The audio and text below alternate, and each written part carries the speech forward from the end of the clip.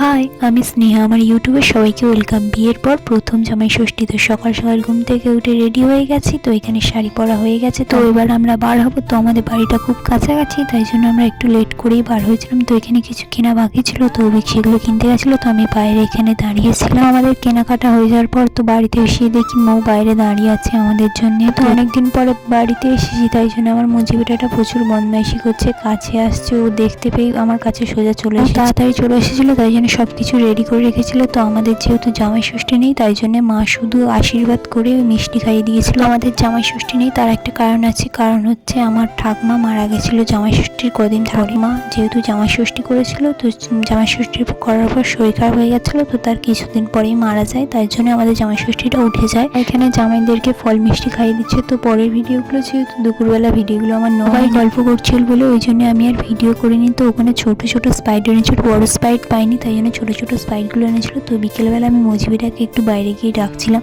তো ডাকতেও আমার কাছে চলে এসেছে, এসে বদমাইশি করছে। ওকে আগে বেঁধে রাখা হতো, কিন্তু এখন ওকে ছেড়ে দেওয়া হয়েছে। ওকে ছোটোবেলায় আমার বাবা বকুলতলা থেকে এনেছিল। ওখানে 5-6টা বাচ্চা হয়েছিল। তো ওখান থেকে একটা বাচ্চা ও যখন ছোটো ছিল তখন ওকে কোলে করে আমার বাবা নিয়ে চলে এসেছিলো। ছোটোবেলায় দেখতে অনেক সুন্দর ছিল, এখন বড় হয়ে কেমন রোগা হয়ে গেছে। ছোটোবেলায় গোলুমুলু ছিল। যেহেতু বিয়ের আগে আমি দেখাশোনা করতাম, তো বিয়ের পরে আর যেহেতু শ্বশুরবাড়ি, ওই জন্য ও বাড়িতে থাকে। তো মা যেহেতু ওকে দেখতে পারে না অতটাও, তবুও দেখে, কিন্তু ওকে ওই জন্য ছেড়ে রেখে দিয়েছে বাঁধে। বাড়িতে সব থেকে বেশি ভালোবাসে হচ্ছে আমার বাবাকে, কারণ বাবা যেহেতু ওকে নিয়ে এসেছিল। আমাকেও ভালোবাসে, কিন্তু বাবাকে একটু বেশি ভালোবাসে।